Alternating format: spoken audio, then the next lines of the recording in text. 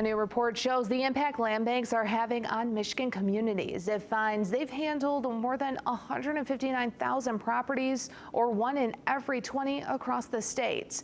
The program began in Genesee County in 2004 and has since grown to include 57 land banks statewide.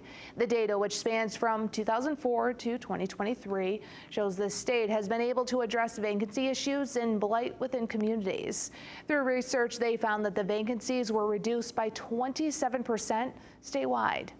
Land banks offer us a terrific tool to communities to not only address unproductive property, but to also provide some tools for economic development. Along with economic development, the report shows that vacancy decreased and population increased in various communities. Joseph Rivet is the executive director of the State Land Bank Authority. He says Michigan has made significant progress over the last 20 years. $100 million a year added to the tax rolls, tens of thousands of properties that prevented foreclosure. About 45,000 tax foreclosures were prevented through the land bank.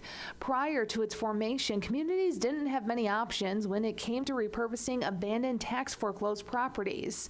These properties had to go through auctions, and sometimes the people buying them just let the property sit and eventually ending up in foreclosure again. As the 90s went on, especially in some of our urban, more dense urban communities, there became greater and greater issues with foreclosed or abandoned and blighted properties. The issue turned into action for former Congressman Dan Kildee, who at the time was the Genesee County Treasurer. He created the land bank.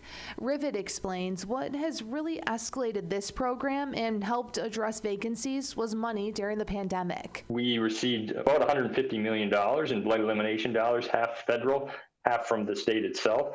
And the State Land Bank Authority worked with our local land bank partners to do some intense blight elimination. Not every county or community has a land bank, and some, as Rivet explains, have very little activity. Land banks can be as active or inactive as they want. We have land banks with a single property in their inventory that they're working to address.